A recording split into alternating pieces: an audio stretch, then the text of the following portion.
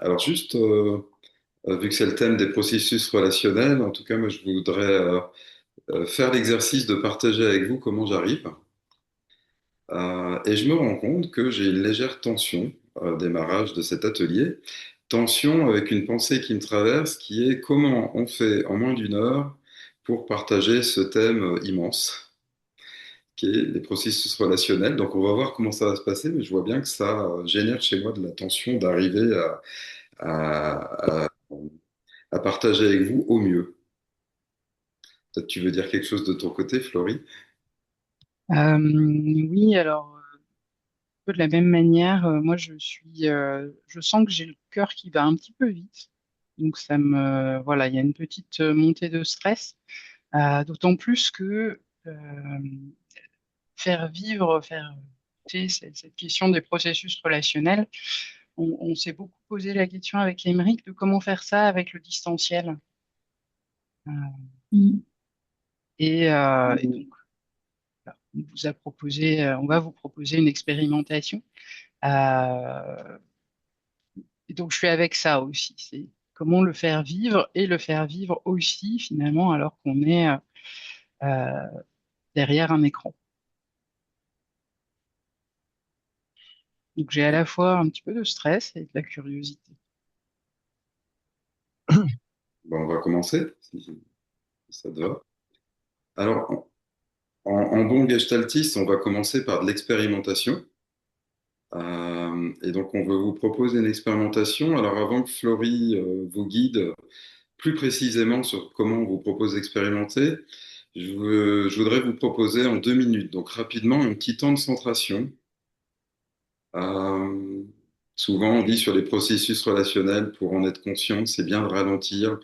Donc, je voudrais vous proposer, bah, pour ceux qui ont l'habitude de la méditation, qui ont l'habitude de temps de centration, bah, vous pouvez utiliser vos méthodes, puis moi, je vais vous guider un petit peu 2 minutes.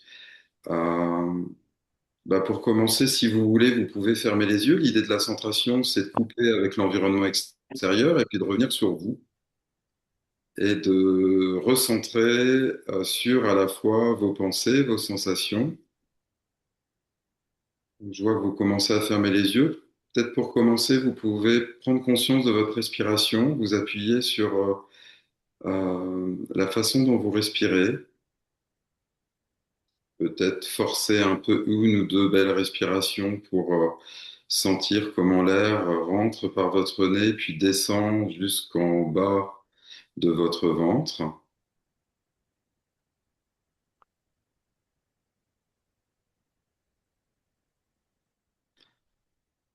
Et en même temps que vous vous centrez sur vous, je vous invite à faire attention à votre corps. Puis on va prendre le temps de faire un petit scanner de votre corps en commençant par la tête. Regardez comment est votre tête ce matin, en commençant par les cheveux, par l'extérieur, votre visage, et faire attention aux sensations que vous pouvez avoir. Et en même temps d'extérieur, allez regarder aussi à l'intérieur. Est-ce que votre tête est lourde? Comment est votre cerveau? Comment ça se passe à l'intérieur? Puis on va continuer un peu plus rapidement à descendre. De la même façon, vous pouvez regarder au niveau des épaules, des bras, du dos, du ventre. De la même façon, vous pouvez regarder comment votre peau sent l'environnement, peut-être au niveau des mains, la température de la pièce, les sensations que vous avez au niveau de votre peau, et puis rentrer vers l'intérieur. Comment ça se passe au niveau de vos poumons, dans votre ventre?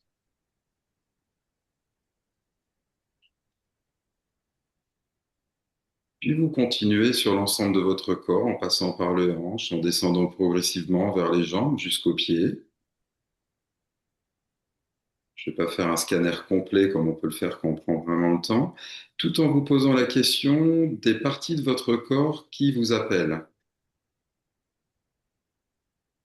des parties de votre corps que vous avez plutôt tendance à oublier et que vous avez zappées?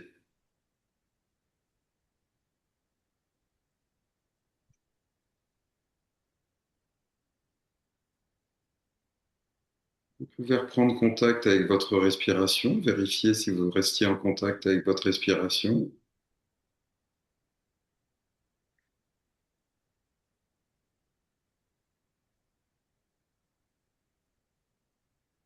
Profitez de ce temps à l'intérieur de vous.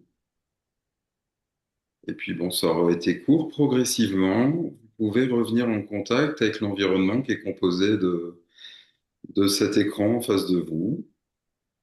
Et tout en restant en contact avec vous, reprendre contact par le regard. Je vois qu'il y en a qui font du mouvement et vous faites bien. Vous pouvez aussi bouger comme vous le souhaitez. Je le fais aussi.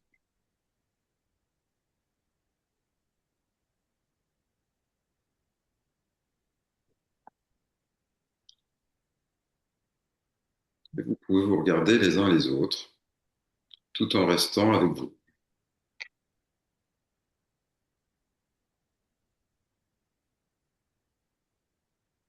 Alors, merci, Émeric, pour cette mise en corps.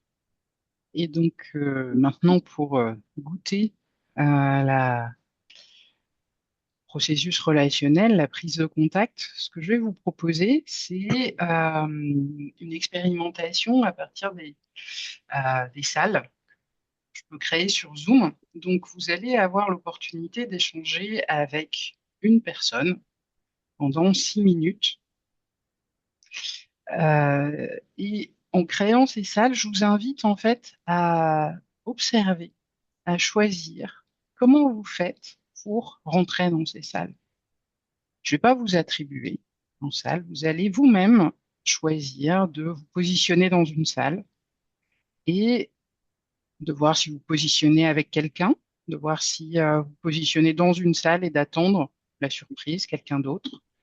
Voilà, donc de vraiment rester conscient, consciente de comment ça se passe. Et alors, une fois que vous serez en salle, plutôt que d'engager tout de suite la conversation, je vous invite à garder 1 à 2 minutes pour vous observer, sentir comment vous êtes dans votre corps. Donc, vous avez 2 minutes pour, voilà, sentir et ensuite échanger un petit peu plus sur ce que vous observez. Quels sont les mouvements? Est-ce qu'il y a un aller vers, une envie, ou est-ce qu'il y a des petites, voilà, comment ça se passe pour vous? Et ensuite, euh, on se retrouvera tous ensemble. Est-ce que c'est clair pour vous? Donc, je vais ouvrir les salles. On a combien de temps en tout dans les salles? 6 minutes. 6 minutes, d'accord. Donc 2 plus 4. C'est assez rapide, en effet. Donc, j'ouvre les salles. Normalement, vous avez un écran qui s'affiche avec, alors j'ai mis 8 salles et à vous de vous positionner dans des salles. Ah ben non, nous on s'amusait, nous. Ah, Ah non, Il y a encore plein de choses à se raconter là. ouais, c'est pas fini. Mais on a été silencieux au départ, je tiens à le dire, parce que quand même après, on va croire que... Dur, hein. Ah là là. Eh bien, welcome back. pour deux personnes, voilà.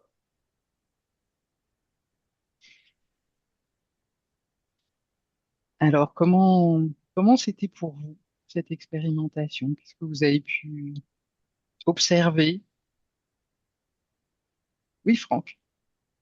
Non, ben, comme de toute façon, tout le monde sait que j'ai la tchatch, je commence, hein, comme ça sera fait.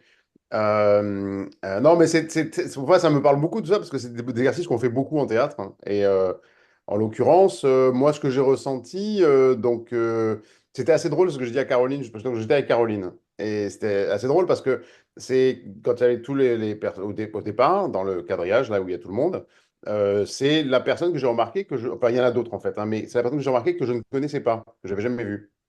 Voilà. Et donc, bon, voilà, on en est resté. Moi, je suis rentré, ça me faisait marrer parce que c'est la personne que j'avais remarqué, donc elle était là. Et donc, je commençais à sourire. Je pense qu'elle a souri après. Et puis on s'est regardé comme ça, on m'a dit, bon, on va comment... Enfin, en tout cas, j'ai proposé qu'on parle parce qu'on va pas se sourire comme ça bêtement. On aurait pu hein, pendant une demi-heure, mais c'était plus sympathique de parler. Voilà. Et si je peux peut-être prendre la suite pour raconter l'autre côté du miroir. Moi, je me suis mise tout de suite dans une salle en mode on va laisser faire le hasard. Et j'avais repéré le nom de Franck. Alors, on n'a pas encore réussi à savoir où c'était. À Centrale Supélec, parce que j'interviens à Centrale Supélec, j'ai vu passer le nom de Franck. Et donc, je me disais, bah tiens, j'aimerais bien savoir ce qu'il fait à Centrale Supélec. Et donc, le hasard a fait qu'on s'est retrouvés dans la même salle en train d'échanger. Euh, Moi, les premières secondes de silence, assez facile, mais après, j'avais vraiment envie de parler, quoi. Surtout quand t'as commencé à sourire, je me suis dit, bon. Mais il y avait quelque part au fond de moi qui me dit, allez, on tient la consigne, il faut encore 40 secondes, on y va. Et donc voilà. Pas évident de tenir 2 minutes de silence, je trouve, pour ma part. Et juste pour l'info, l'histoire du sourire, enfin, pour moi, ça me rappelle quelque chose, une technique qu'on a beaucoup en théâtre, qui est la méthode Meisner, qui est quelque chose d'assez particulier, pour simplifier, où en fait, on regarde ce que fait l'autre et on lui dit, et on échange comme ça sur ce que fait l'autre. Voilà. Et donc, c'est pour ça que c'était intéressant de voir ça. Et merci Franck, merci tous les deux. Merci Caroline. Est-ce qu'il y a d'autres... Ouais, je veux bien. Alors moi, c'était marrant. Donc au départ, tu as parlé des salles qui s'affichaient. Donc moi, ça s'affichait pas. J'ai dû aller les chercher. Et j'ai vu le chiffre 4 moi, qui semblait plus gros que les autres. Je sais pas comment dire. Salle 4 voilà. Et j'ai vérifié, il y avait une personne. Donc je me suis dit, bon, cool, je vais là-dedans. Et une personne, hop, j'ai cliqué. Et en fait, on s'est retrouvés à 3 parce que Paul a fait la même démarche. Euh, alors lui, il n'a pas vu le chiffre 4 tu raconteras Paul, mais en tout cas, il a vu le 1. Et en fait, on s'est retrouvés à 3 avec Youn et Paul. Voilà, Paul allait partir en disant ben, pourquoi chiffre 4 puis j'ai dit, ah, on a 2 minutes de silence à faire. Donc voilà, on a fait nos 2 minutes de silence. Euh, Moi, c'était assez facile pour moi, c'est quelque chose que j'ai l'habitude de faire. Euh, voilà, c'était assez souriant. Euh, Ouais, et puis après on a échangé sur pourquoi on est arrivé dans cette salle-là et comment, et voilà, et c'était sympa. Et puis ça, les 4 minutes de parlotte ont semblé vraiment très rapides parce que j'ai vu d'un coup qu'il y avait le 00 qui s'affichait et on s'est dit, oh là, ça va vraiment trop vite, on aurait bien discuté un peu plus, quoi. Voilà.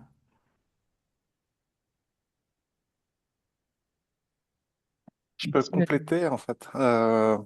Moi, pour ma part, en fait, ces 2 minutes, ça a permis d'observer et d'observer l'attention que j'avais en fait à être face à vous, hein, Valérie et Paul. Et puis, je m'aperçois que du coup, j'ai pas du tout partagé mes observations ou ma curiosité à ce moment-là, en fait, de ces 2 minutes. Et je perçois vachement de pudeur, en fait. Donc, en fait, plutôt de la prise de conscience de ce qui se passe. Et ce qui s'est passé, c'était un peu de rétention face à vous, à pas oser partager ce qui m'est passé par la tête pendant ces 2 minutes. Moi, j'étais très frustré de devoir faire silence pendant 2 minutes alors qu'on venait de se voir dans la salle à trois.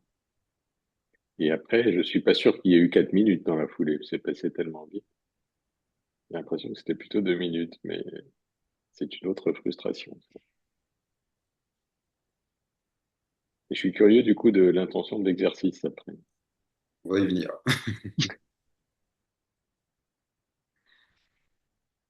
Mais moi, j'ai trouvé que c'était long, les 2 minutes donc j'avais choisi une salle au hasard. J'étais ravie moi, d'y trouver François. Enfin, je pense que j'aurais été ravie bah, parce que je le connais, j'étais ravie aussi de trouver quelqu'un que je connais moins. Euh, et j'ai trouvé que, enfin, j'ai eu beaucoup de mal, j'ai senti beaucoup d'impatience et bah, effectivement, les 4 minutes après passaient vite. Et Euh, alors, pour ma part, en fait, voilà, j'étais en silence dès le départ et comme je suis sur téléphone, j'ai pas fait attention que de toute façon mon micro était coupé. Et donc, du coup, voilà. Et alors, j'ai vu l'impatience de Anne plutôt vers la fin. Au début, je le voyais pas. Je m'attendais à plus d'impatience, peut-être. Et voilà. Et pour autant, ça se voyait vraiment à la, voilà. Et à la fin, je pensais qu'il restait plus que 15 secondes. Et donc, et en fait, c'était 45. Et donc, au bout de 15 secondes, j'ai dit, ah bah, c'est bon et tout. Puis, ah mince, non. Ok. Voilà. Exercice intéressant, en tout cas. Merci. Merci. Est-ce qu'il y a encore un retour? Ensuite, on passera à une présentation un peu plus théorique. Bah oui, peut-être en 2 secondes, j'étais avec Roger et Marie. Peut-être. Ah, Marie a dit. Oui, oui, Voilà. Et en fait, on s'est retrouvés à trois parce que bah, le système a fait que si on clique en même temps, tout ce qu'on a compris. Alors là, on a perdu 1 minute à se dire est-ce que l'un de nous s'en va. Puis après, Marie-Odile qui a été voir les autres salles nous a dit mais il y a une autre salle où ils sont trois. Donc on s'est dit bon bah ok, personne n'est tout seul. Donc continuons. On a fait le silence. Je sais pas si on a fait 2 minutes quand même. Et c'est vrai que moi, j'ai ressenti que c'était un peu long. J'avais envie de parler aussi, exactement. Et après, on a partagé nos observations, me semble-t-il. Et à la fin, justement, ça quittait ou on rejoignait. J'ai dit, mais cet exercice nous rend plus présent à ce qui est en train de se passer ici et maintenant. Voilà.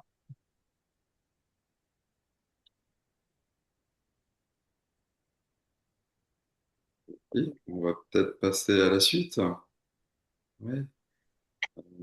Comment on fait? On affiche peut-être on partage le PowerPoint. Ouais. Alors, En tout cas, pendant que Florie, on va faire le lien entre ce que vous venez de vivre et de la théorie. L'idée, l'intention de cet exercice, c'était de déjà vous permettre de vivre quelque chose pour voir comment vous pouvez connecter la théorie qui va suivre avec ce que vous avez vécu. En tout cas, moi, j'observe comment, d'un début calme, après un temps de centration, après des exercices à deux, voire trois, quand vous êtes tous revenus, vos visages étaient différents et il y a une énergie qui était comme plus élevée et beaucoup de sourires. C'est intéressant de voir comment ce petit temps relationnel de 6 minutes ou de 4 avec le temps de se connecter a changé quelque chose du collectif. Euh, c'est toi qui peux passer, Florie, pour arriver au premier. voilà. Donc ça, c'était la mise en situation.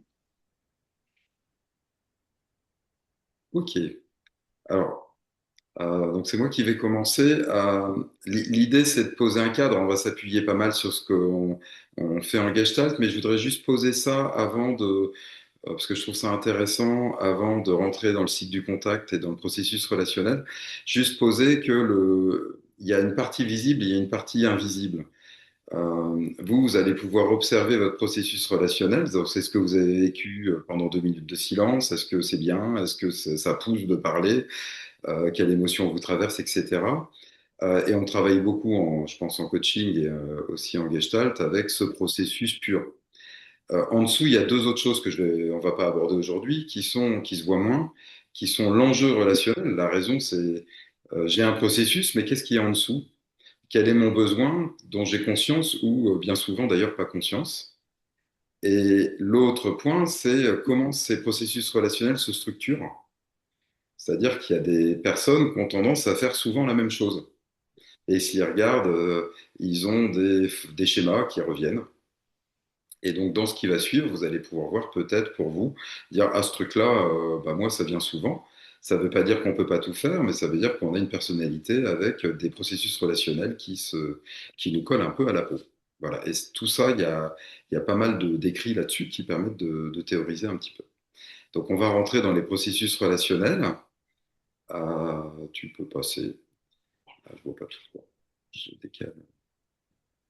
Alors ça, c'est une représentation de ce qu'on appelle en Gestalt le cycle du contact. Alors j'imagine il y a un certain nombre d'entre vous qui connaissent.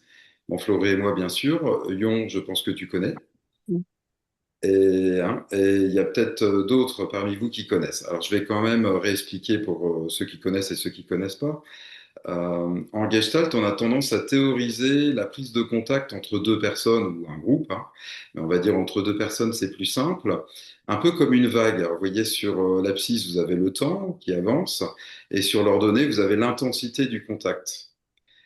Ça fait comme une courbe qui va démarrer par un peu ce qu'on vous a proposé, une phase qu'on va appeler le pré-contact.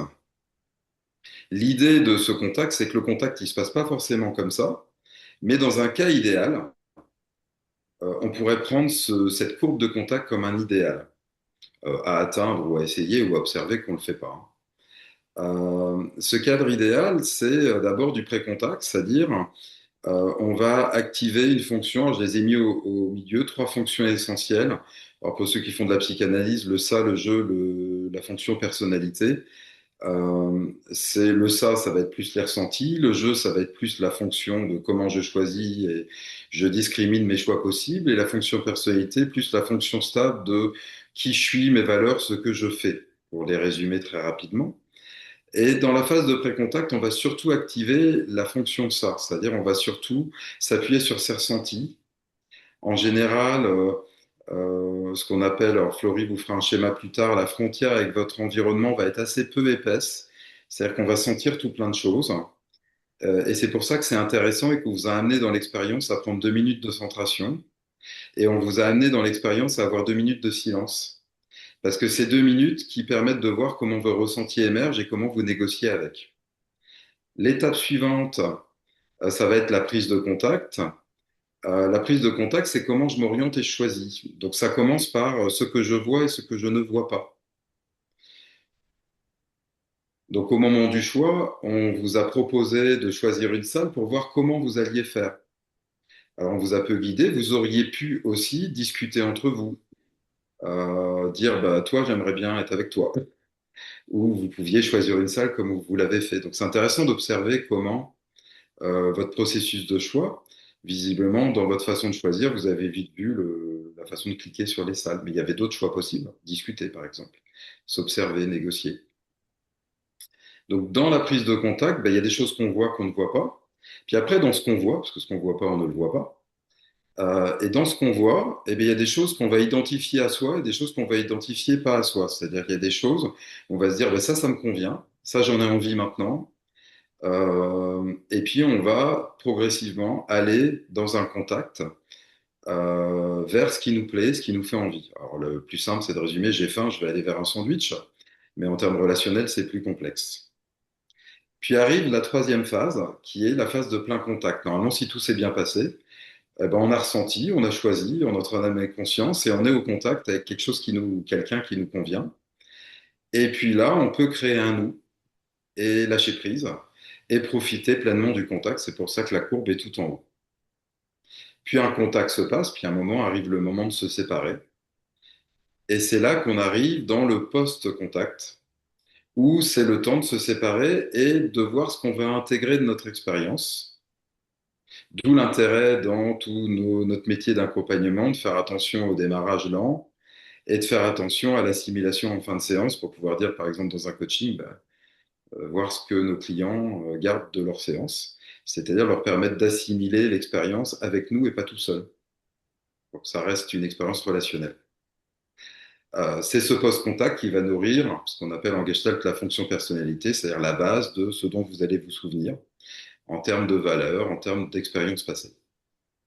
Alors évidemment, il y a des gens qui ont un post-contact très fort et qui vont beaucoup assimiler et beaucoup garder de l'expérience. Puis il y a des personnes qui gardent peu de choses et puis qui refont potentiellement aussi les mêmes erreurs. Je te laisse passer au suivant. Alors, je vais faire une première passe, Florie en fera une deuxième avec des schémas. L'idée de ce slide, c'est de vous montrer comment vous régulez le contact. Ça va, je vais pas trop vite, j'essaie d'être synthétique et je vois qu'il y en a qui disent oui. L'idée, c'est de vous montrer comment on régule le contact. Alors, réguler le contact, j'ai listé ici les 6 régulations majeures du contact. Une régulation, ça veut dire quoi? Ça veut dire 2 choses. Ça veut déjà dire faire quelque chose qui est à la fois positif et négatif. Je vais vous les décrire après. C'est-à-dire faire quelque chose qui nous permet soit positivement, c'est-à-dire pour le bien du contact, soit négativement, c'est-à-dire pour éviter quelque part le contact. C'est pour ça qu'on parle de régulation. Et puis c'est quelque chose qu'en général on a appris. Alors pour ça quand on dit négativement, en Gestalt on parle de conservateur, c'est-à-dire qu'il y a certaines régulations du contact bah, qu'on fait naturellement parce qu'on a appris à faire ça, certainement dans notre histoire aussi pour se défendre de contacts qui n'étaient pas idéaux pour nous. Alors, je vais les décrire. Peut-être qu'il y en a qui sont simples parce qu'elles sont dans le langage courant. La première, elle y est, je pense pas. La première, c'est la confluence. Alors, en général, dans le pré-contact, la première régulation du contact, c'est la confluence. Alors, une façon de voir la confluence, c'est bah, le terme confluence, hein, comme deux branches d'une rivière qui vont confluer l'une dans l'autre.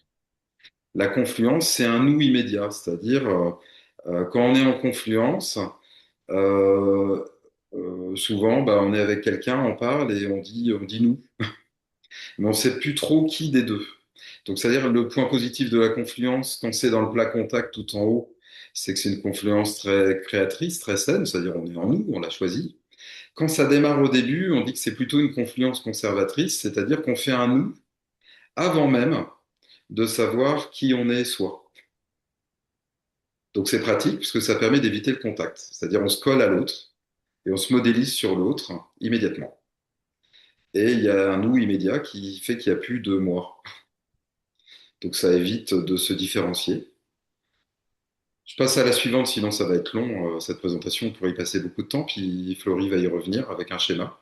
Après, vous avez l'introjection. Alors l'introjection, ça arrive très vite aussi au pré-contact, c'est on va prendre l'environnement en soi.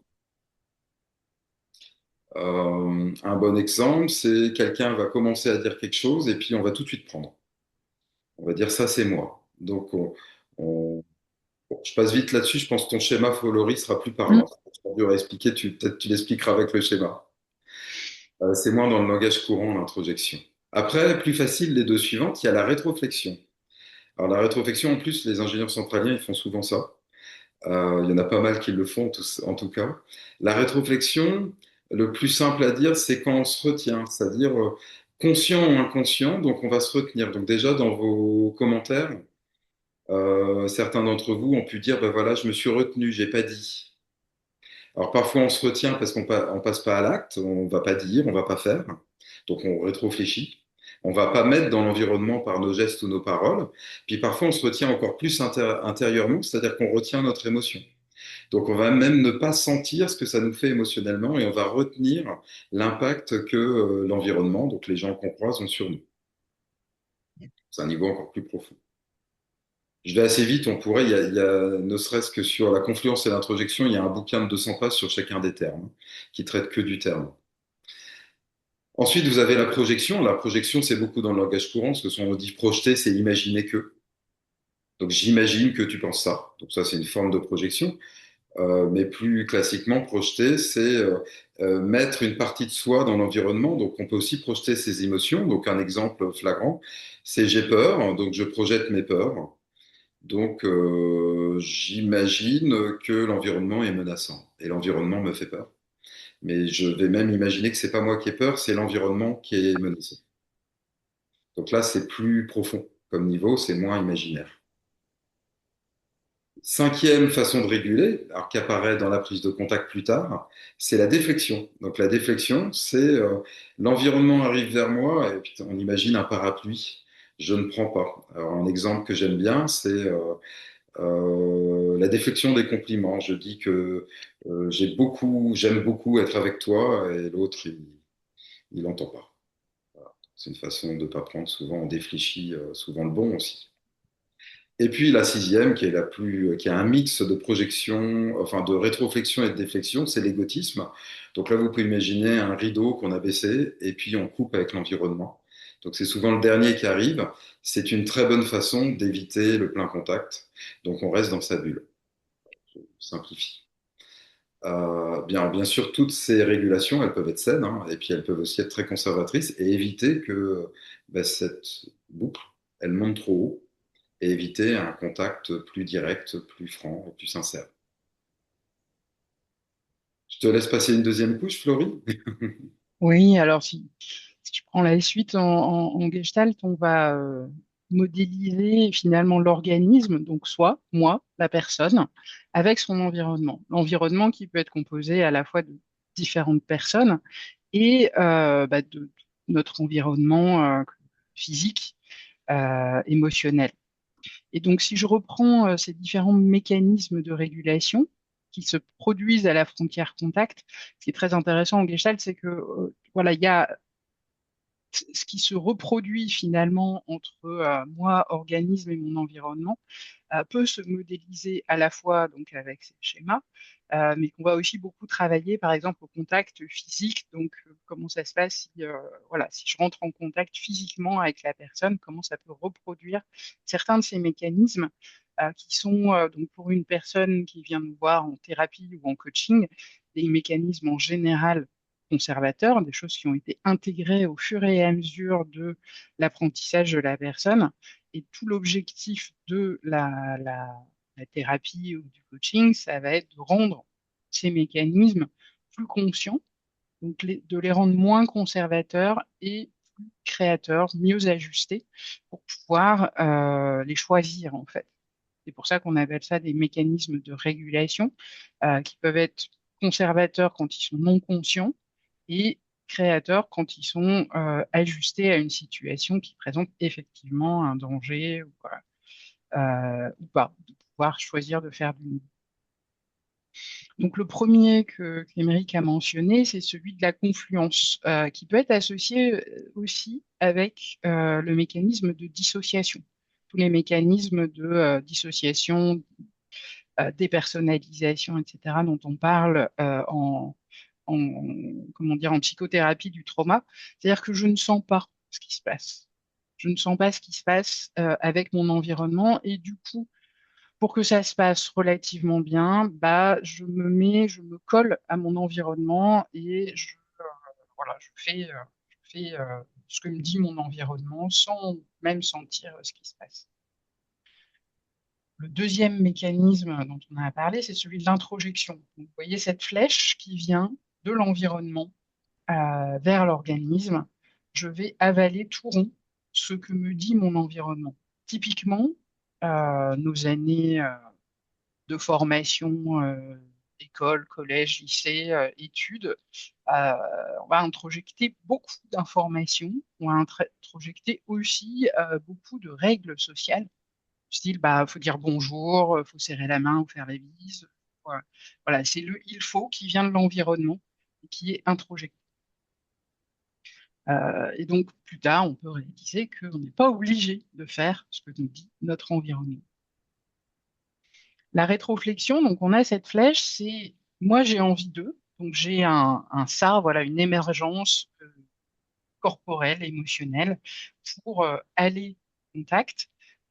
Et en fait, je vais rétrofléchir, c'est-à-dire que je vais vers, et finalement, ça ne dépasse pas cette frontière contact, donc je ne parviens pas à mettre dans l'environnement mon désir, et je vais me faire à moi ce que je voudrais faire à l'environnement.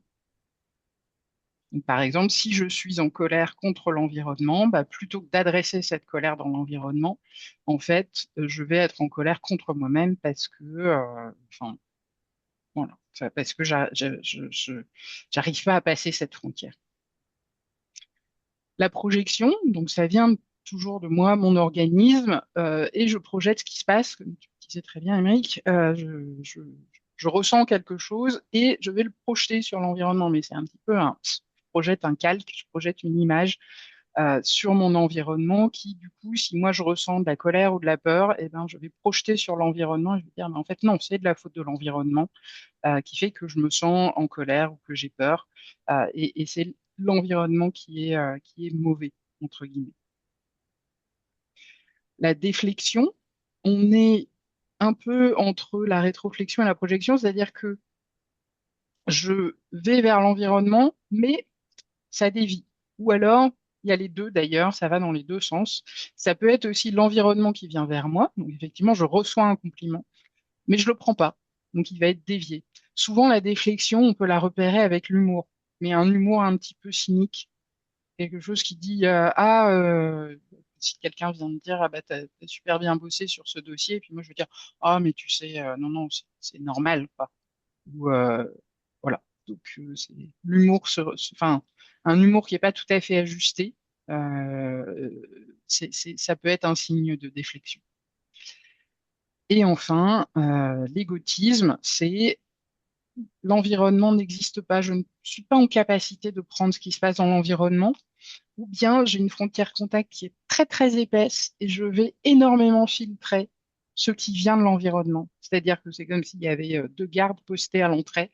J'ai peur de ce qui vient de l'environnement, donc je vais vraiment observer et ça va passer au compte-gouttes. Et inversement, ce que moi j'ai besoin d'exprimer, ça va passer au compte-gouttes du côté de l'environnement. Donc il y a vraiment cette idée d'épaississement de la frontière contact qui peut être liée aussi à un besoin, à un moment donné, de se renarcissiser, de se renforcer dans son soi, sans être, pour des personnes qui ont pu être très confluentes, sans être systématiquement en contact avec l'environnement.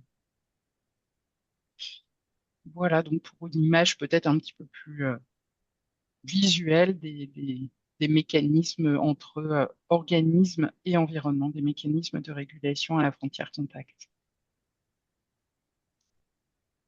Voilà. Est-ce que on prend quelques questions-réponses, Émeric, ou tu veux Je vois C'est déjà encore. 9h20. Ouais.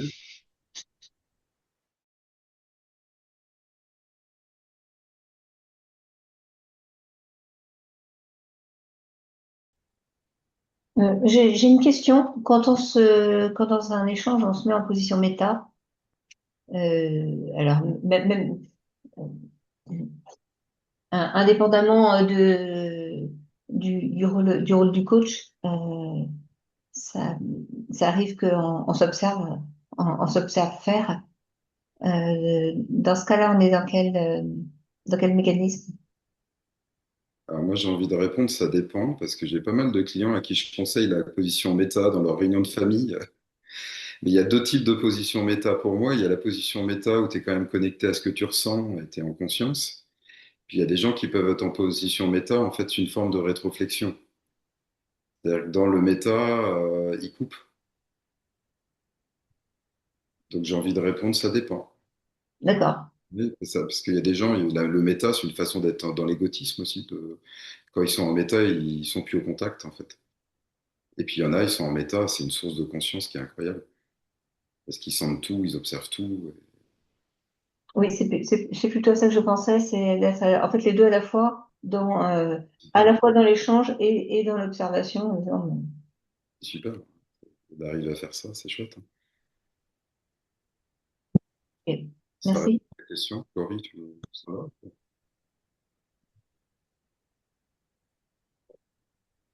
Vous parlez de contact et moins, me semble-t-il, de relation. Pour vous, c'est pareil? Je réponds. Dans, dans le sens commun, relation, contact, tout le monde va dire c'est pareil. Mais c'est vrai qu'on a tendance, moi j'ai tendance en relation à dire la relation, c'est la relation établie. Par exemple, nous, on est des collègues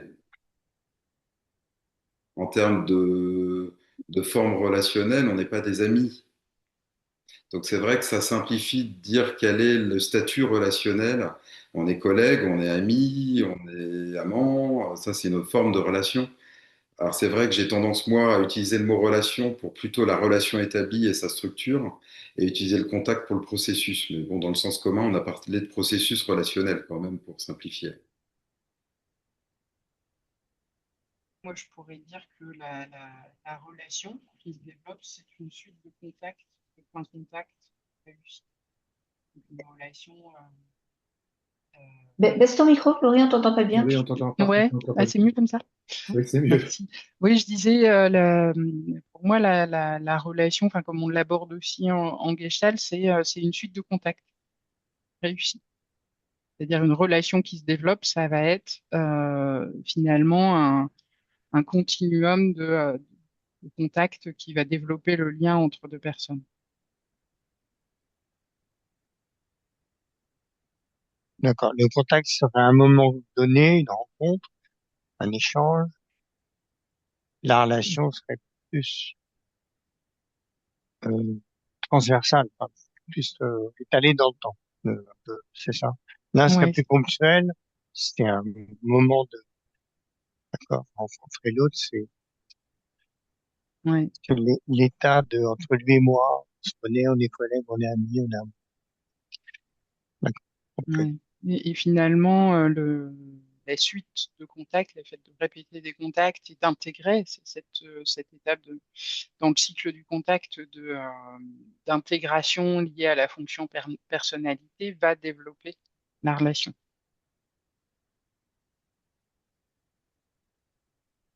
Est-ce que il y a quelque chose par rapport à ce qu'on appelle la phase de retrait, mettre fin au contact? Voilà, c'est quelque chose qui, je me rappelle que quelqu'un disait en France ou en d'autres pays, on passe, on se sépare sans vraiment avoir le temps de dire, ben là on va se quitter, là on va se quitter. Je crois qu'en Russie, il disait qu'il fallait qu'il répète plus 7 fois avant de dire que on met fin au contact, tu vois. Et ça n'apparaît pas dans ton... Bah, c'est ce que j'ai mis dans le post-contact, D'accord, c'est pas de la contact. phase d'assimilation. Donc le post-contact, c'est ce moment où le contact plein est fini et on prend le temps de se séparer. Mais ça me fait penser ta question que j'ai oublié la cinquième phase qu'on oublie, qui est l'absence de contact qu'on appelle vide fertile. Ouais. C'est-à-dire qu'il y a une des phases les plus importantes du contact, c'est quand il n'y en a pas. Et que bien souvent, surtout avec les médias d'aujourd'hui, on oublie le moment où c'est bien de ne plus avoir de contact, qui est une période de vide, qui permet soi-même aussi tout seul de digérer. Et celle-là, je ne l'ai pas nommée, tu vois, elle n'était pas écrite, j'ai même oublié de la nommer, la phase de vide. C'est la cinquième phase, en fait, où il n'y a pas de contact.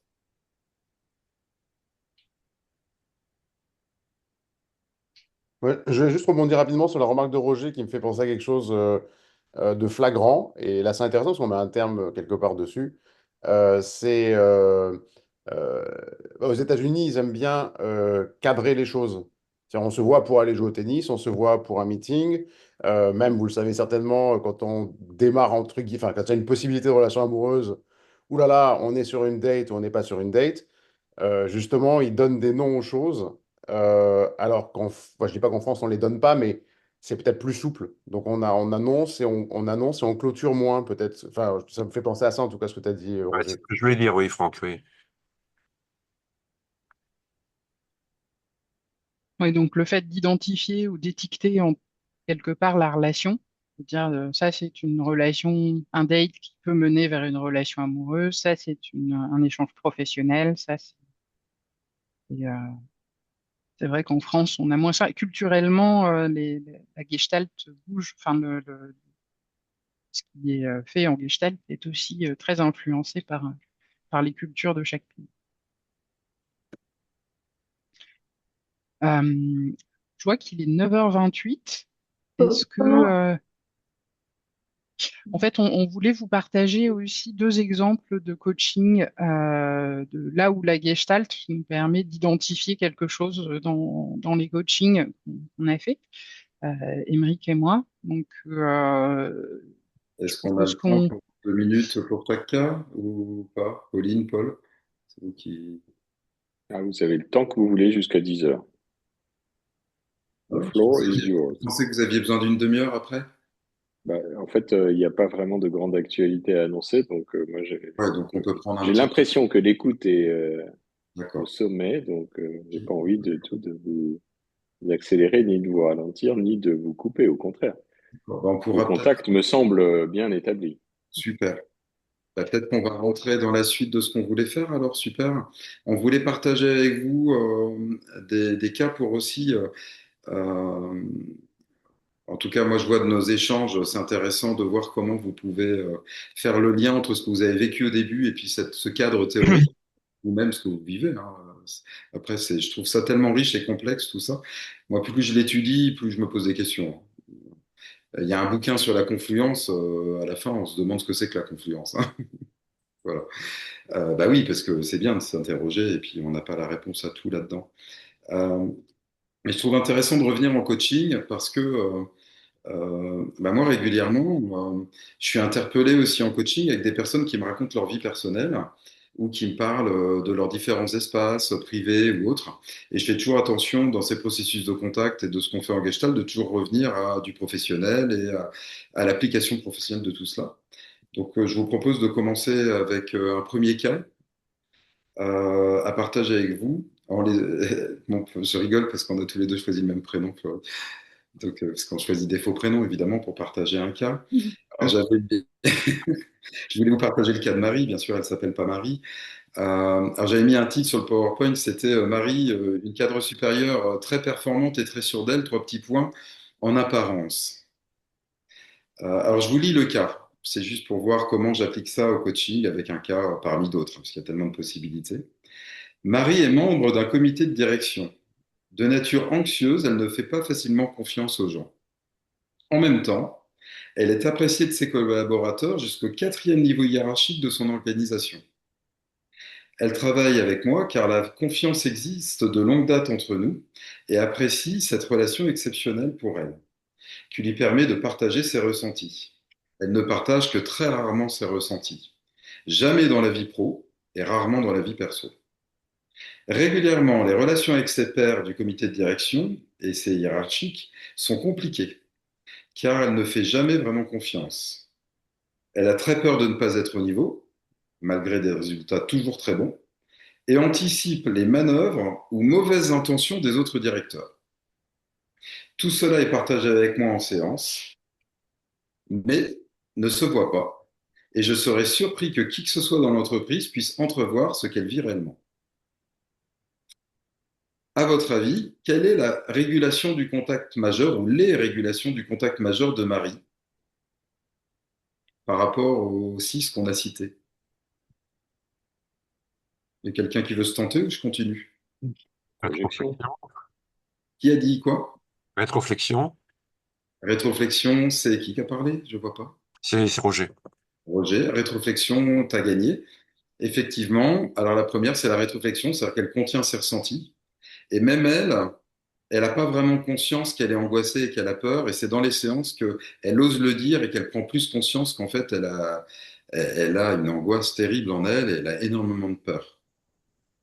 Et la deuxième qui apparaît, qui est flagrante, je crois que quelqu'un l'a dit. Non. J'ai dit la projection. La projection. Et souvent d'ailleurs, la projection va être soutenue par la rétroflexion, c'est-à-dire que du fait qu'il y a rétroflexion, bah, il y a une deuxième qui arrive qui est la projection. Donc effectivement, elle projette, elle imagine des choses, et ça illustre bien la projection, c'est-à-dire elle a de la peur, mais en fait, et elle-même, si on va plus loin, elle rétréfléchit beaucoup d'agressivité, c'est-à-dire que si elle s'écoutait, il y a des moments dans des situations où elle aura envie de dire des choses aux autres directeurs et même de leur dire qu'elle n'est pas contente ou qu'elle leur en collerait une. Je vais le dire comme ça, on ne le dit pas comme ça veut dire. Mais en même temps, tout ce qu'elle retient de son agressivité, elle a l'impression que les autres lui veulent du mal. Parce qu'elle a l'impression que les autres sont très en colère et agressifs à son égard. L'alliance, bon, je continue, l'alliance entre Marie et moi permet de travailler sur l'expression des angoisses et sur le fait que beaucoup d'idées ne sont que des hypothèses et probablement pas réelles. Oser la confrontation avec les vraies personnes, leur parler, sans a priori, lui permet de lever la plupart de ses projections. Progressivement, les alliances nouvelles émergent avec d'autres directeurs. Le comité de direction passe de l'image de monstre dévorant à un lieu de travail sécurisant, ou je vais dire plus sécurisant. La hiérarchie passe d'autorité-sanction à interdépendance professionnelle. Du côté de l'intimité professionnelle, au sens de partage des émotions, cela reste assez contenu. Voilà pour le premier cas que je voulais partager avec vous. Je sais pas s'il y a des réactions. C'est très illustrant, hein. C'est illustrant. C'est un cas. Voilà. Ah, mais Un processus. Voilà. Enfin, tu as bien dit que tu restais sur le pro, mais moi, je me demande quand même dans sa vie perso ce qui se joue autour d'elle et ce qui se passe autour d'elle. Oui, alors moi, là, j'en ai pas parlé, mais dans le coaching, je demande beaucoup aux gens et j'aime beaucoup demander ça se passe comment avec votre conjoint, par exemple. Mm. Parce que le conjoint, c'est puissant. Ça se passe comment avec vos enfants, ça se passe comment avec vos amis. Et je fais toujours attention à revenir voir le processus conjoint, Bien sûr. comme Mm. ça, et puis après dire, bah, vous voyez, même avec votre conjoint, ce que vous imaginez, nanana, bah, c'est Mm. pareil avec votre directeur, collègue. Et faire le lien du processus Mm. parallèle, conjoint, pro. Et dans sa vie perso, c'était très présent aussi. Mm. Voilà, j'en dis pas plus que c'est enregistré. Le reste flou. Voilà. On pourrait reconnaître Marie. Ah oui, ça serait embêtant si elle voyait un jour cette vidéo, j'en sais rien. Voilà.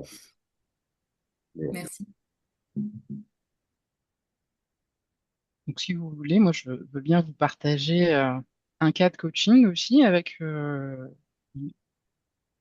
approche un peu différente. Donc, ce sera Marianne. Mariam, qui est une femme d'Afrique de l'Ouest, anciennement responsable administrative d'un centre culturel. Depuis le licenciement de ce centre, elle n'a pas réussi à retrouver un poste à la hauteur de ses attentes et en fait, elle ne gagne plus rien. Elle est mariée et elle dépend à 100% de son conjoint et c'est une situation qu'elle déteste. Donc pour ce coaching, je l'accompagne d'abord en écoutant sa plainte longuement, surtout que ça, il y a une vraie superposition entre sa vie personnelle et sa vie professionnelle. Donc je l'écoute, je soutiens et je suis aussi surprise de sa voix quand on se parle, puisqu'on se parle au téléphone. Elle a une voix très plaintive et parfois elle a quelques mots à échanger avec son conjoint ou son fils. Et il y a un véritable contraste. Elle parle de manière très dure, très incisive avec les personnes autour d'elle. Mais avec moi, ça reste quelque chose de très plaintif. Il se produit une situation qui se répète dans notre coaching, c'est-à-dire que les séances sont prévues avec un horaire bien défini. Et plusieurs fois, elle m'envoie un message pour décaler la séance à la dernière minute ou bien l'annuler complètement. Et à un moment même, je n'ai plus de nouvelles de sa part. Elle me recontacte 10 jours plus tard avec une explication sur le fait qu'elle n'a pas pu me contacter. Je reste à l'écoute et je lui rappelle son engagement, l'incertitude dans laquelle ça me met, moi, de ne pas avoir de ses nouvelles, et une forme de colère aussi, en lui rappelant un engagement réciproque. Et finalement, elle m'annonce à ce moment-là qu'elle a retrouvé une opportunité de travail. Elle est en cours de signature du contrat. Et ce qui se passe dans cette nouvelle opportunité, c'est que sa nouvelle employeuse la contacte de manière complètement désordonnée et Marianne me dit, j'ai besoin de mettre en place un cadre, travailler sereinement avec cette employeuse. Alors, qu'est-ce que vous pourriez identifier comme processus, comme répétition?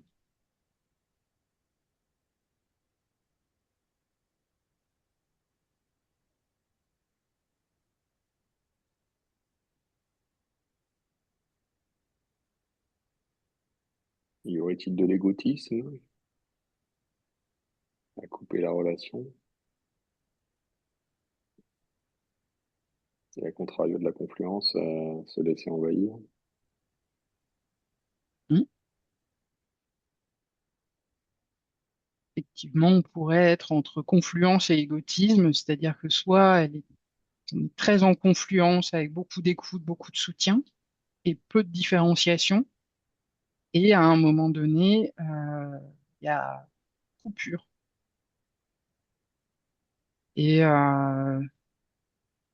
quelque part, en tout cas, moi, ce que j'identifie comme le fait de recadrer dans notre relation, dans ce coaching qu'on met en place, ça vient aussi donner du cadre à sa propre relation euh, avec sa future employeuse.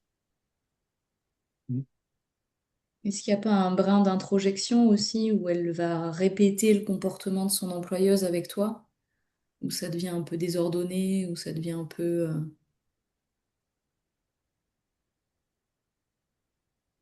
Alors disons que moi, je le mettrais plutôt dans l'autre sens. Ça a été désordonné avec moi, D'accord. je recadre, et dans la négociation de son nouveau contrat, elle cherche aussi à cadrer avec sa nouvelle employeuse.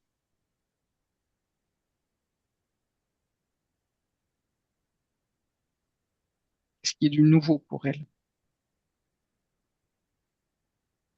Ce qu'on appelle un processus parallèle, un peu, non? Ou un miroir? Je sais pas comment on appelle ça. Oui. Elle reproduit ce qui se passe dans le coaching, elle va l'appliquer à ce qu'elle fait dans le monde, tout ça. C'est ça? Oui, tout à fait. En fait, en Gestalt, on parle beaucoup dans la relation qui se met en place entre moi, coach, pardon, ou thérapeute, avec ma cliente, se reproduit la même mise en relation que ma cliente a avec son environnement. Et tu as parlé du fait qu'avec toi, elle était dans la plante, et que c'était pas forcément la même chose avec sa famille, si j'ai bien compris, c'était dans sa vie personnelle. Elle était plus Mm. directive. J'essaie de chercher ça, mais je vois pas comment on explique ça. Alors, c'est vrai que quand tu me poses la question, là, je me dis que c'est pas forcément en lien avec un mécanisme de régulation. Par contre, moi, ça me dit qu'elle a des ressources Ok. et que je peux être un peu plus confrontante avec elle.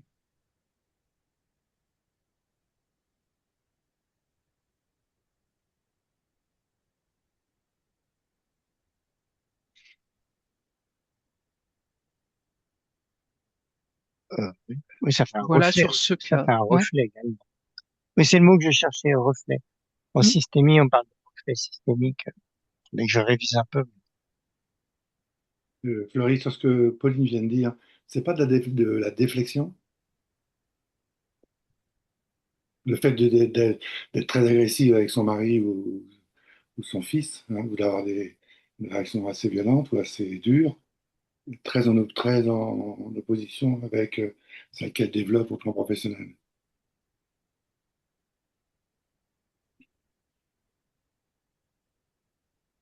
C'est une question. Hum, Je sais pas. je sais pas, c'est pas, ouais, déflexion, c'est pas forcément le terme que j'aurais, enfin, le mécanisme que j'aurais utilisé. Je sais pas ce que Émeric, tu en penses. Moi, j'étais en train de me dire que souvent les gens expriment des parties d'eux différentes en fonction de l'environnement. Donc elle a son caractère rentre dedans dans l'environnement privé, mais avec une accompagnante qui lui offre un autre espace, elle ose connecter à une autre partie d'elle, et souvent la partie, bon, pour se faire aider, elle commence par des plaintes avant de rentrer dans des demandes. Donc elle commence par je me plains d'eux, je me plains d'eux, parce que souvent ça commence par ça. Euh, et ça lui permet, elle, de rentrer dans un autre processus qu'elle connaît pas, dans un environnement moins sécurisé, qui est malheureusement, souvent c'est le cas, son environnement familial. Alors je connais pas les détails, hein, mais je dirais ça. Il y a une partie différente, et qui est une partie qui va lui permettre de changer.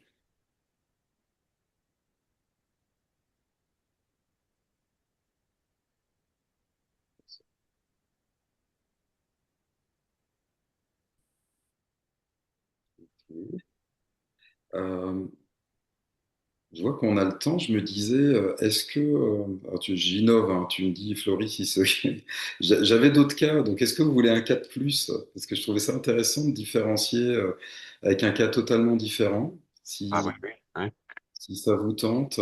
Ouais. Mhm. Parce que moi, ce que j'aime bien, c'est dans la structure des caractères. Je vois que François t'a mis un. Si c'est OK pour vous, parce que j'en avais quatre, je vais juste en faire un de plus. La personne, moi, que j'ai illustré avant, c'est quelqu'un, dans les structures des caractères, je différencie les gens qui sont très dans leur tête. Alors, ça raccourcit, mais il y a des gens, ils sont vachement mentaux. Puis il y a des gens qui sont très actifs ou interactifs. Puis d'autres beaucoup plus dans l'émotion, dans la relation, l'empathie, la synchronisation avec l'autre. Donc le premier cas, c'était quelqu'un de très mental, que vous l'auriez pas vu. Donc elle projette à fond, elle est vachement dans sa tête, dans ce qu'elle imagine. L'autre cas, c'est quelqu'un qui a une structure de caractère qui n'a absolument rien à voir. Donc je trouve ça intéressant. Alors je ne vais pas donner de titre à lui, vu que je n'avais pas prévu. Je vous le lis, hein, ça me permet de rester fidèle au cas. Alors c'est le cas de Pierre. Pierre c'est un client qui travaille énormément et a beaucoup de charges sur les épaules. Il a une vraie capacité de s'appuyer sur ses ressentis, mais les coupe, comme souvent en entreprise. En début de séance, je prends le temps de l'interroger sur son état, sur ses ressentis, et il y a de la matière. Il m'exprime ses tensions musculaires, sa fatigue, son agitation. Au fil des séances, plus je l'interroge sur les ressentis corporels, plus la place s'ouvre à l'émotion, jusqu'à l'effondrement en larmes, lié à la fatigue et au sentiment d'injustice de travailler plus que les autres. Pierre est intelligent et reconnu pour son travail. Il apprécie nos séances qui, entre guillemets, lui remettent les idées en place. C'est gratifiant pour moi. Cependant, quand j'interroge Pierre d'une séance à l'autre, il est peu en mesure d'expliquer ce qu'il a gardé des échanges précédents. Donc là, je vous pose une question. Quelle est la phase du contact ou la fonction du contact dans le transparent que j'ai montré tout à l'heure qui, à votre avis, n'est pas assez mobilisée? Si vous prenez les phases. Le post-contact. La fin, Il y a quelqu'un qui le, dit, je ne sais pas qui, Le post-contact. post-contact. ouais, c'est ça, le post-contact. Ouais, je ne sais pas qui l'a dit, mais en tout cas plusieurs. C'est le post-contact. En fait, c'est quelqu'un, c'est pour ça que je trouvais ça intéressant de partager ce cas. C'est contrairement à certaines personnes, bah, cette personne-là, elle a un ça très puissant et l'émotion vient vite. C'est pratique, hein, parce que souvent en entreprise, c'est pas le cas. Mais elle garde pas d'une séance à l'autre. Typiquement, la fonction personnalité, comme on dit en Gestalt, la phase de post-contact, elle est zappée et elle garde pas. Et ça, c'est intéressant de voir des clients quand on leur dit, bah alors qu'est-ce que vous gardez? Ils n'ont pas gardé. Donc moi, je change mon approche pour prendre plus de temps, 30 minutes à la fin des séances, pour travailler ensemble à ce qu'ils l'assimilent du travail.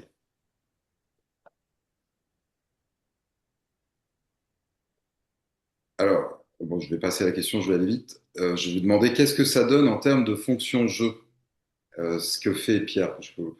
La fonction jeu, donc c'est la fonction de prise de contact. Il y a Anne qui s'en va. Au revoir. Voilà, désolée, mais j'ai un rendez-vous à 10 heures que je dois préparer un petit peu. Merci pour tout, c'est super. Au revoir, Anne. Merci, Anne. Qu'est-ce que ça donne en termes de fonction jeu, donc en termes de prise de contact, de fonction d'orientation pour Pierre?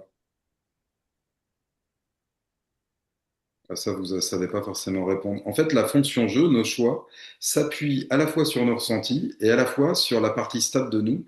C'est ce qu'on pense à l'avance devoir faire. Mais lui, vu qu'il a peu de choses qu'il pense à l'avance devoir faire, il ne s'appuie que sur ses ressentis. Alors c'est intéressant parce que ça, c'est aussi une façon conservatrice de fonctionner qui fait que lui, ben, il est dans la totale spontanéité, en fait. Et pas dans bah, des choses préconçues qui sont aussi intéressantes.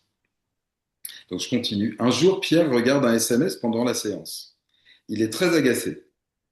Il m'explique que c'est un client qui a besoin d'une réponse sur un projet en cours et que le chef de projet, c'est quelqu'un de ses équipes, n'a pas répondu. Je lui demande ce qu'il en pense et ce qu'il a envie de faire. Il m'explique qu'il veut immédiatement répondre au client. Entre parenthèses, j'ai mis impulsivement et il prend son portable pour répondre. De mon côté, je ne fais que commenter son impulsivité en lui proposant de mettre de côté pour le moment. Donc, vous imaginez que ce qui a été très dur pour lui, de mettre de côté, de temporiser. Nous avons pu explorer ce que cela lui fait de ne pas agir. Et en cas agir lui permet d'éviter un ressenti, la colère. Puis, bien sûr, nous avons parlé de l'affaire, et sa conclusion a été, au final, de demander à son collaborateur de répondre lui-même au client et de gérer l'affaire. Ça fait sourire Antoine. C'est un cas d'école, hein. Mais j'ai vraiment vécu ça, hein. Ce cas a vraiment existé. Voilà. Donc on voit que, bon, je commentais la structure du caractère, on n'est pas entré là-dedans, mais on voit il a deux régulations du contact majeur. Alors je ne sais pas si je vous laisse vous tenter ou si je vous l'ai dit. C'est quelqu'un qui, au final, a beaucoup d'introjections. C'est-à-dire, lui, vu qu'il a moins de fonctions stables de le il faut faire, qui peut être bien, hein, et c'est bien de dire bonjour aux gens aussi. Il faut dire bonjour et des fois on n'est pas obligé. Lui, les il faut, les fonctions stables de ce qu'il voudrait faire disparaissent au profit de ce que l'environnement lui apporte. Et pour peu que quelqu'un lui dise le client n'est pas content, il faut répondre tout de suite, lui, il faut répondre tout de suite. Et il peut plus se dire bah non, je temporise, puis c'est quoi l'idée? Ben non, c'est à lui de faire le boulot, c'est pas à moi. Et lui, il faut faire le boulot, il le fait. Et il réagit impulsivement. Et pour quelqu'un qui est dans son ressenti, finalement, il a pas mal de rétroflexion, c'est-à-dire qu'il se retient beaucoup. Et alors là, c'est un caractère qui a du mal à connecter la colère, parce qu'il évite toutes les situations où il y a de la colère, ce qui est une structure du caractère. Et lui, il va en particulier rétrofléchir toute impulsion de colère. Et donc, évidemment, dès qu'il y a une situation qui pourrait le mettre en colère, il va faire tout ce qu'il faut pour qu'il n'y ait pas de colère. Je sais pas si vous avez des questions sur ce cas. Je trouvais ça intéressant de le partager parce que ça n'a rien à voir en termes de façon de fonctionner du cas précédent ou du cas de Floride, je crois. Oui, en tout cas, il y a Émeric, c'est vraiment intéressant. Et ce qui me questionne là, c'est en quoi ça va le faire bouger, quoi. Comment ça va le faire bouger? Alors, en fait, c'est quelqu'un qui était ça l'a fait beaucoup bouger parce que c'est quelqu'un qui était déjà épuisé, Ah, qui bossait d'accord. énormément et qui a une énorme capacité de travail, mais qui vivait quelque chose d'injustice. Sa colère tombait en c'est injuste, c'est injuste, c'est injuste. Et en fait, du fait du travail et du temps qu'on a passé à assimiler, il a pu plus apprendre à temporiser, en fait. Alors tout le travail sur les émotions, c'était facile, et ça, faut pas forcément tomber non plus dans l'erreur de se dire le gestaltiste, il aime bien les émotions aussi. Alors parfois, il y a des gens, les émotions, elles viennent vite, et c'est pas forcément ça qui est le plus intéressant, même si ça peut être une matière. Mais lui, en fait, l'émotion qui était intéressante, c'est l'impulsivité, et il a appris avec le temps à ne pas agir. Et après, à chaque fois qu'il y avait des choses, il disait bon, ok, je respire, j'agis pas. Qu'est-ce que je fais? Et en fait, il s'est mis à faire bosser les autres, en fait. Puis il avait des équipes, cet homme-là, donc il s'est mis à faire bosser les autres. Voilà. Et au fil du temps, lui, au fil du coaching, il m'a dit, puis j'ai eu contact avec lui plus tard, ah ben je suis quand même plus reposé, en me disant, je me sens quand même un peu coupable, hein. Mais les autres bossent plus. Et lui, il bossait moins. Voilà. D'accord. Ça l'a vraiment fait bouger dans son Est-ce que bien-être. ce serait quelque chose de l'ordre de dire il est moins dans l'introjection, quoi. Il est moins dans l'introjection grâce à la temporisation. Vous avez vu, l'introjection, c'est au début du contact. Donc, le début du contact, c'est permettre de sentir. Et en même temps, permettre au début de ne pas introjecter, ça permet de faire plus des choix. Donc, Mhm. lui, il a été dans je fais de la théorie, hein, mais dans son mode jeu, en fait, dans sa prise de contact, il s'est autorisé plus à s'appuyer sur ce qu'il a digéré des expériences précédentes et se dire, ben, moi, je vois bien que j'ai tendance à être impulsif, je vois bien que j'ai tendance à faire tout le boulot moi-même. Mhm. Donc, je vais respirer, je vais temporiser et je vais pas agir. Mhm. Voilà. Et donc, ça a beaucoup changé. Alors après, ça fait pas tout, hein. Le fait de la colère qui est coupée, je suis pas sûr que la colère, il l'ait plus senti vraiment. Après, c'est un travail qui pourrait être beaucoup plus long et beaucoup plus profond. Ça reste du En tout cas, coaching. c'est très apprenant parce que le fait de réaliser qu'il passe directement pour éviter sa colère, c'est quelque chose qui est assez ouais, c'est éclairant quoi, au niveau des process au niveau Gestalt. Hein, de dire que voilà, ça c'est cet éclairage, moi, pour moi, il est assez intéressant, hein. Vraiment, merci. Merci pour ta remarque, parce que c'est pour ça qu'au début, j'ai fait ce schéma avec processus, structure, enjeu, parce qu'en fait, ça, c'est carrément une structure.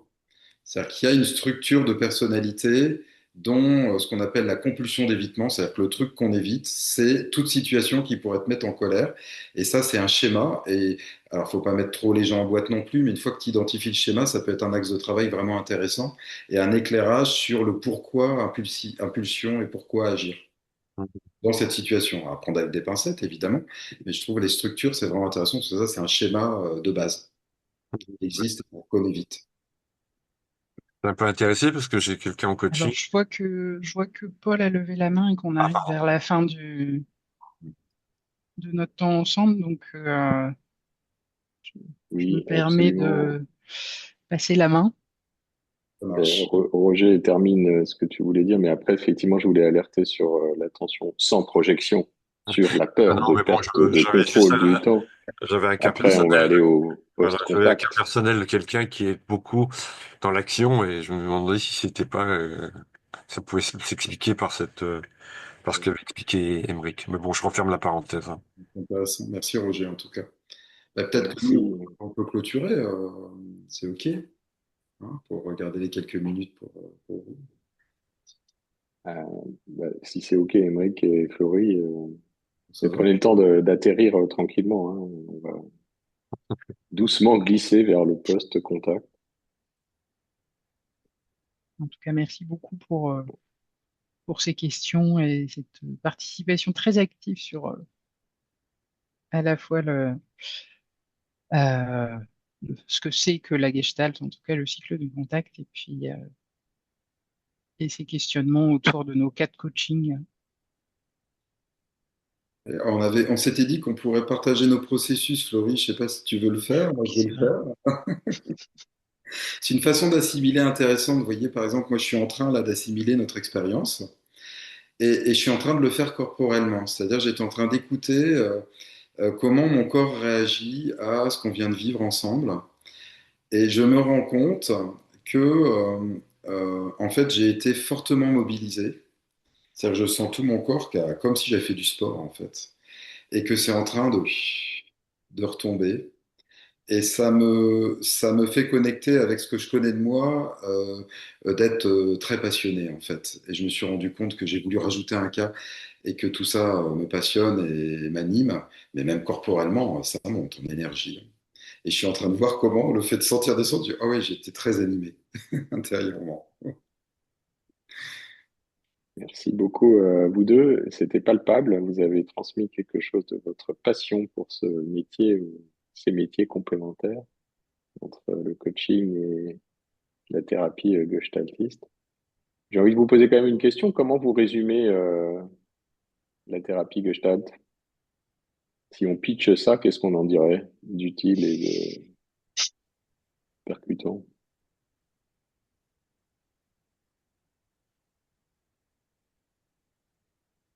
Pour moi, la Gestalt, c'est une thérapie du lien, de la relation. Voilà. Et rester au contact. Moi, j'allais me faire une réponse plus d'ingé. J'ai- J'allais dire thérapie ou coaching gestalt, c'est permettre au client de passer de fonctionnement répétitif qui conserve à quelque chose de plus créatif, qui lui permet d'avoir un contact plus spontané, d'être plus libre dans son contact, et pas forcément Joli. faire ce qu'il fait depuis longtemps. Merci pour ces deux résumés ultra courts. Euh, Pauline, on boucle comme ça, avec Oui, joie, dans la bonne relation, la bonne humeur.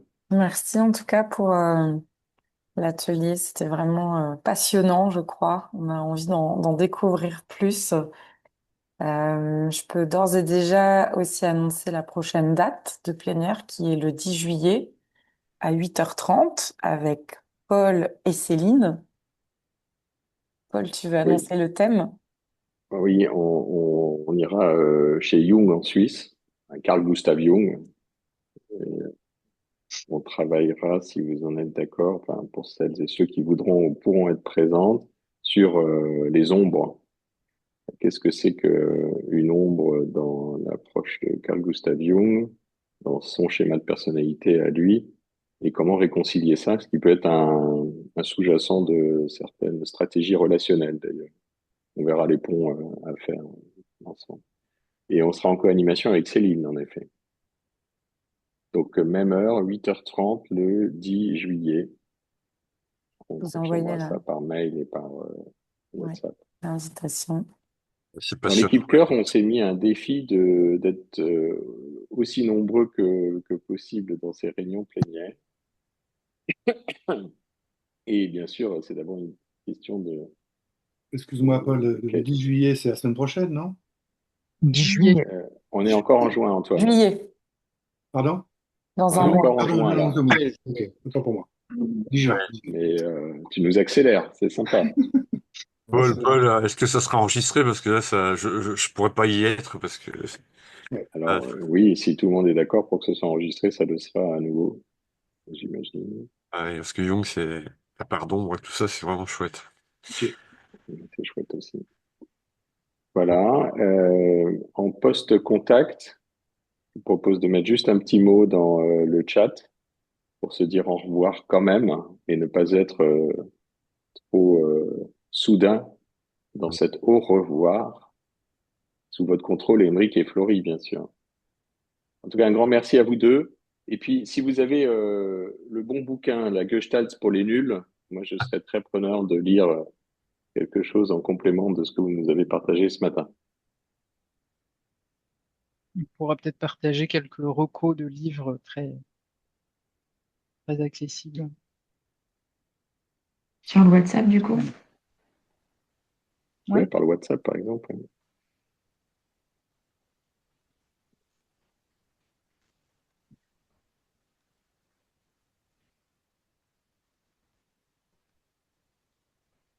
Bon. Des merci, des bravos, Figue. beaucoup de gratitude. C'est très apprenant. Et j'ai beaucoup aimé aussi entendre dire on révise. Je crois que c'est Eric qui l'a dit. Tu as dit à un moment donné, je révise, Eric, sous ton contrôle. Bah oui, on est Non, aussi là pour ça. Non, c'était pas ça, j'ai mal entendu non. alors. En tout cas, moi, j'ai beaucoup appris et je me suis senti en révision. Désolé, moi je vais le dire en live, hein. Merci, à bientôt. Au revoir, à bientôt. Au revoir, Bye, merci. bonne Au revoir, journée. merci. Ciao. Au revoir, Bonne merci. journée à tous. Ciao.